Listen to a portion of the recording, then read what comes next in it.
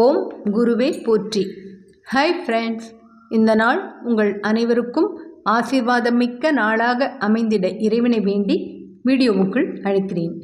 நாம் ரமண மகரிஷி ஐயாவின் வாழ்க்கை வரலாற்றில் சென்ற பகுதியில் திருடர்கள் ஆசிரமம் என்று கூட பார்க்காமல் பொன்னும் பொருளும் கொட்டி கிடக்கும் அள்ளிக்கொண்டு போகலாம் என்ற பெரும் எதிர்பார்ப்போடு ஆசிரமம் நுழைந்து குரு, சிஷ்யர், பக்தர் என்ற எந்த பாகுபாடும் இன்றி எல்லோரையும் அடித்தும் உதைத்தும் மிரட்டியும் தங்கள் எதிர்பார்ப்பு பூர்த்தி அடைய அவர்கள் செய்த கலேபரத்தை தான் பார்த்தோம். சரி, இந்த வீடியோவில் என்ன பார்க்க போகிறோம் என்றால், சென்ற பகுதியின் தொடர்ச்சியை தான் பார்க்க போகிறோம். அடித்து கொண்டிருந்த திருடர்கள் திடீரென நிறுத்தினார்கள். என்ன காரணமோ? வாங்க வீடியோவுக்குள் சென்று அவர்கள் மேலும் செய்த கொடுமைகளை பார்ப்போம். திருடர்கள் அவர்களை அடிப்பதை நிறுத்தினார்கள். அப்போது குஞ்சுசுவாமியை காணாததை அறிந்து கொண்ட இரண்டாவது திருடன், டேய், இன்னொருத்தன் இருந்தானே, அவனை எங்கேடா காணோம் என்று சகாக்களிடம் கேட்டான். உடனே அதற்கு மூன்றாவது திருடன், பயந்து போய் எங்காவது பதுங்கி கொண்டிருப்பான், விடுங்கடா என்று சிரித்தவன் பகவானையும் சீடர்களையும் பார்த்து அதட்டலாக, இதோ பாருங்க, உங்களுக்கு தான் சொல்கிறோம், அங்கே போய் கம்முன்னு குந்திக்கிடணும், எழுந்திருச்சிங்கன்னா மண்டையை பொளந்து விடுவோம், ஜாக்கிரதை, போங்க போங்க என்று அவர்களை விரட்டிவிட்டு தன் சகாக்களிடம், வாங்கடா, நாம் போய் உள்ளே என்ன இருக்கிறது என்று பார்ப்போம் என்றான். திருடர்கள் ஆசிரமத்திற்குள் நுழைந்தார்கள். பகவான் சீடர்களிடம், அவர்கள் ஏதாவது செய்து கொள்ளட்டும், வாருங்கள், நாம் போய் பக்கத்து குடிலில் அமர்வோம் என்றார். சரி சுவாமி என்றார்கள் அவர்கள். மகரிஷி எல்லோரையும் அழைத்து கொண்டு பக்கத்து குடிலுக்கு போய் அமர்ந்தார். அப்போது ராமகிருஷ்ணன் மஸ்தான் சுவாமியிடம், மஸ்தான் சுவாமி, ஆரம்பத்தில் வேகமாக இருந்த குஞ்சுசுவாமி பிற்பாடு இந்த திருடர்கள் பண்ணிய அதிகமான ரகளைக்கெல்லாம் ஆளையே காணோமே, திருடர்களில் கூட ஒருவன் அவர் காணாததை கண்டுபிடித்து கேட்டானே, எங்கே போயிருப்பார் அவர் என்று அதுவரை தனக்கிருந்த சந்தேகத்தை கேட்டார். உதவிக்கு வெளியாட்களை கூட்டி வர ரகசியமாக போயிருப்பாரோ என்னவோ என்றார் மஸ்தான் சுவாமி. இருக்கும் இருக்கும், குஞ்சுசுவாமி லேசுப்பட்டவர் இல்லை என்று அந்த நிலையிலும் அவரை பற்றி பெருமிதப்பட்டார் ராமகிருஷ்ணன். அப்போது அங்கு ஓடி வந்த முதல் திருடன் பகவானிடம், சாமி, உள்ளே ஒரே இருட்டாயிருக்கிறது, ஒரு ஹரிக்கேன் விளக்கு வேண்டும் என்று கேட்டான். மஸ்தான் சுவாமி உடனே சந்தேகத்தோடு, சிம்னி விளக்கு எரிந்து கொண்டிருந்ததே என்றார். பகவான் அதற்கு, எண்ணெய் தீர்ந்து அணைந்திருக்கும் என்றவர் குடிலில் எரிந்து கொண்டிருந்த ஹரிக்கேன் விளக்குகளை காட்டி, ராமகிருஷ்ணா, இங்கிருந்து ஒரு ஹரிக்கேன் விளக்கை எடுத்துக்கொடு என்று அவருக்கு உத்தரவு போட்டார். மறு பேச்சில்லாமல் சரி சுவாமி என்று பகவான் உத்தரவுக்கு கீழ்ப்படிந்த ராமகிருஷ்ணன் ஹரிக்கேன் விளக்கு ஒன்றை எடுத்து வந்து, இந்தப்பா எடுத்துப்போ என்று திருடனிடம் அதை கொடுத்தார். திருடன் விளக்கோடு வெளியேறினான். பகவான் அப்போதுதான் நினைவுக்கு வந்தவராக, ராமகிருஷ்ணா, கருப்பனை பாதுகாப்பாக விட்டு வந்தாய் அல்லவா என்று கேட்டார். அவனை மூன்றாவது குடிலில் விட்டு பத்திரமாக கதவை சாத்திவிட்டு வந்திருக்கிறேன் சுவாமி என்றார் அவர். நல்லது, அவன் அங்கேயே இருக்கட்டும், இவர்கள் போன பின்பு அழைத்து வரலாம். சரி சுவாமி. அந்த நேரம் இரண்டாவது திருடன் வந்தான். சாமி என்று பகவானை அழைத்தான். ராமகிருஷ்ணன் முந்திக்கொண்டு எரிச்சலோடு அவனிடம், இன்னும் என்ன வேண்டும் என்று கேட்டார். உடனே பகவான், ராமகிருஷ்ணா, பொறுமையாக இரு என்று அவரை அடக்கியவர் திருடனிடம், என்னப்பா வேண்டும் என்று கேட்டார். சாமி, பீரோவை எப்படி திறக்கிறது, சாவியை கொடுங்க என்று கேட்டான் திருடன். ராமகிருஷ்ணா, சாவி யாரிடம் இருக்கிறது என்று கேட்டார் பகவான். குஞ்சு சுவாமியிடம் இருக்கிறது சுவாமி, ஆனால் அவர் எங்கே போனார் என்று தெரியவில்லையே என்றார் ராமகிருஷ்ணன்.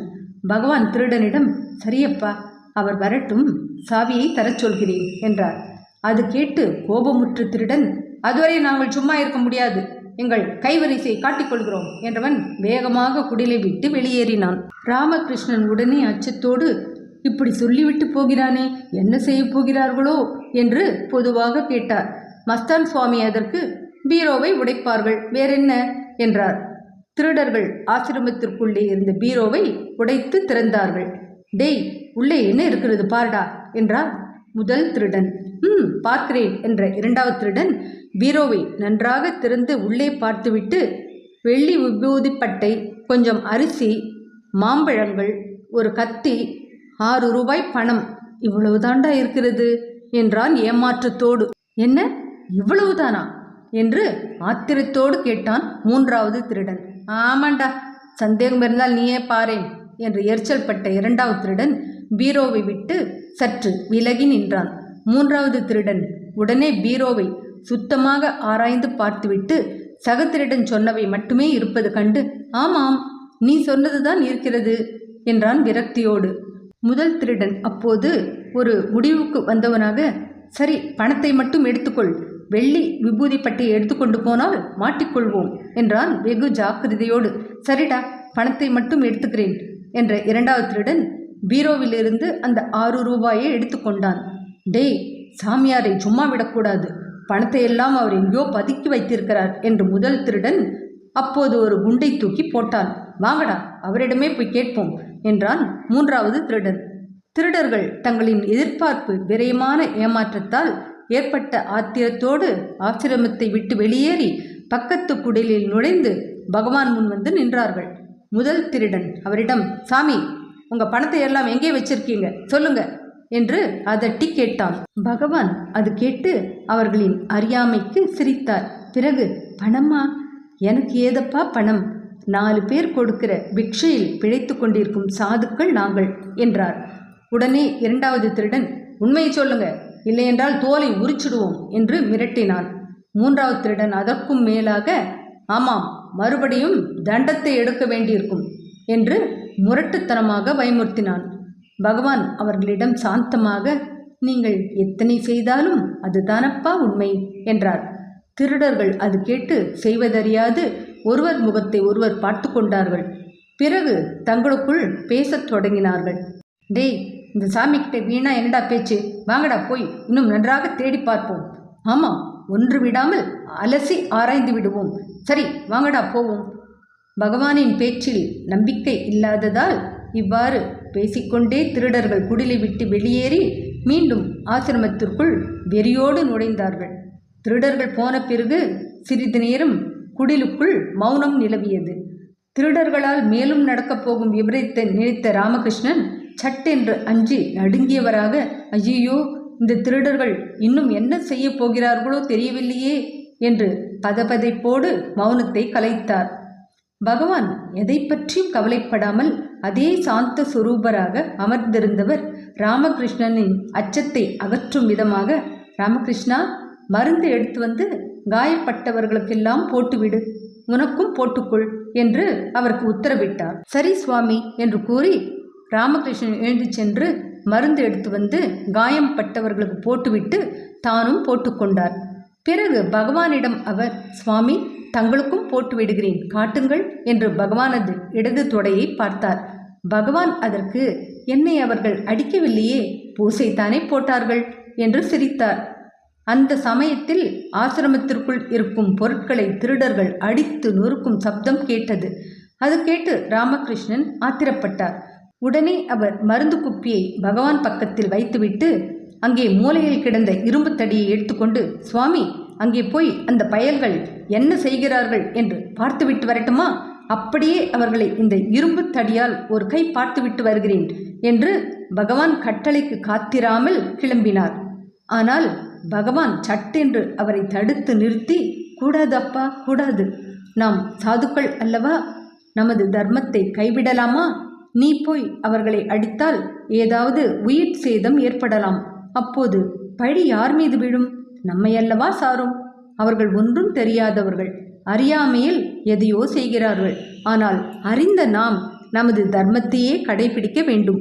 ஒருவேளை நாமே நாக்கை கடித்து கொள்கிறோம், அதற்காக கோபம் கொண்டு பல்லை உடைத்து எறிந்து விடுகிறோமா? இல்லையே. அது மாதிரிதான் இது. அமைதியாக இரு, இரும்புத்தடியை தூர எறி என்று அறிவுரை சொன்னார். அந்த அறிவுரை நெஞ்சை தொட ராமகிருஷ்ணன் தவறுக்கு வருந்தி கண்ணீரோடு, சரி சுவாமி என்றவர் இரும்புத்தடியை தூர எறிந்தார்.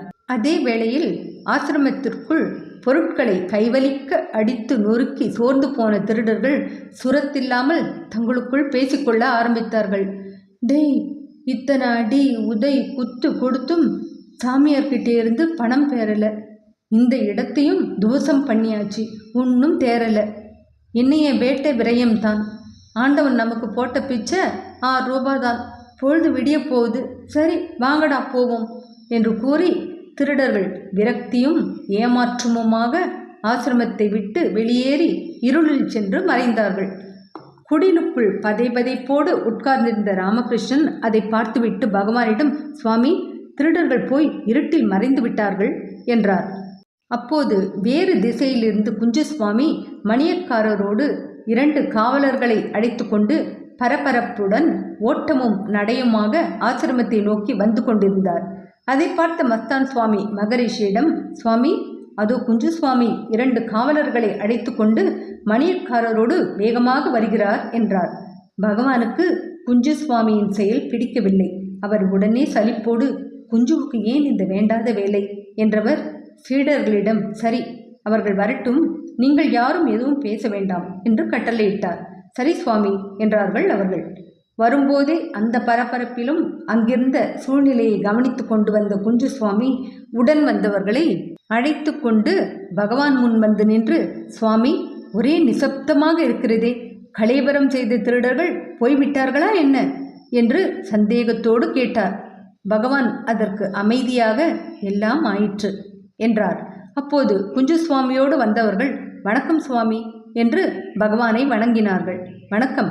பகவான் அவர்களுக்கு பதில் வணக்கம் செய்தார். மணியக்காரர் குஞ்சுசுவாமியை காட்டி பகவானிடம், சுவாமி, இவர் வந்து செய்தி சொன்னார், அதுதான் காவலர்களை அழைத்து கொண்டு ஓடி வருகிறேன் என்றார். மணியக்காரரே, உங்களுக்கெல்லாம் குஞ்சு வீணான சிரமத்தை கொடுத்து விட்டார் என்றார் பகவான். மன்னிக்க வேண்டும் சுவாமி, அப்படியெல்லாம் ஒன்றுமில்லை. அவசரமாகத்தான் ஓடி வந்தோம். அதற்குள் களவாணி பயல்கள் ஓடிவிட்டார்கள். எப்படியும் காவலர்கள் அவர்களை விரைவில் பிடித்து விடுவார்கள் சுவாமி. தயவு கூர்ந்து சொல்லுங்கள், திருடர்கள் எவற்றையெல்லாம் கொண்டு போனார்கள் என்று தங்களின் வருகைக்கான தாமதத்திற்கு மன்னிப்பு கோரி பணிவோடு கேட்டார் மணியக்காரர். அதற்கு வெகு சாந்தமாக பகவான், ஏதோ அறியாதவர்கள், தெரியாமல் இங்கே வந்துவிட்டார்கள், பாவம், அவர்கள் எதிர்பார்த்து வந்த பணம் கிடைக்காமல் ஏமாந்து போனார்கள் என்றார். ஆனால் பகவான் சொன்னதை ராமகிருஷ்ணனால் ஏற்றுக்கொள்ள முடியவில்லை. மனம் பொறுக்காமல் அவர், மணியக்காரர் ஐயா, அந்த பாவி பயல்கள் அக்கிரமம்தான் செய்தார்கள், அநியாயமாக ஆசிரமத்தை சேதப்படுத்தினார்கள் என்று படபடத்தவர், பகவான் தன்னை பார்ப்பதை கண்டதும் அமைதியாகி, அதை தவிர அவர்கள் போகும்போது பார்த்தேன், ஆசிரமத்து பொருள் எதையும் கொண்டு போகவில்லை என்றார். பகவான், ராமகிருஷ்ணா, பேசாமல் இரு என்று அவரை அடக்கிவிட்டு மணியக்காரரை பார்த்து, அப்புறம் என்று கேட்டார். சரி சுவாமி, இனி ஆக வேண்டியதை நாங்கள் பார்த்து கொள்கிறோம், வருகிறோம் என்ற மணியக்காரர் பகவானை வணங்கினார். நல்லது, செய்யுங்கள் என்று அவருக்கு விடை கொடுத்தார் பகவான். காவலர்களே, வாருங்கள் போகலாம் என்று மணியக்காரர் அவர்களை அழைத்து கொண்டு அங்கிருந்து சென்றார். பகவான் எழுந்து கருப்பனை பார்க்க போனார். மற்றவர்கள் சேதப்பட்ட பொருட்களை ஒழுங்குபடுத்த ஆசிரமத்திற்குள் சென்றார்கள். பொழுது அப்போது மெல்ல விடிய தொடங்கியது. அடுத்த பகுதியில் பகவான் ஜீவராசிகளிடம் கொண்ட அன்பை பற்றி தான் விவரமாக தெரிந்து கொள்ளப் போகிறோம். என்ன ஃப்ரெண்ட்ஸ், இந்த வீடியோ பிடிச்சிருந்தால் லைக் பண்ணுங்கள், ஷேர் பண்ணுங்கள், சேனலை சப்ஸ்கிரைப் பண்ணுங்கள். இதுவரை எனக்கு சப்ஸ்கிரைப் பண்ணியுள்ள அனைவருக்கும் என் மனமார்ந்த நன்றிகள். மீண்டும் அடுத்த வீடியோவில் உங்களை சந்திக்கும் வரை உங்கள் அனைவருக்கும் நன்றி கூறி விடைபெறுகிறேன். வணக்கம்.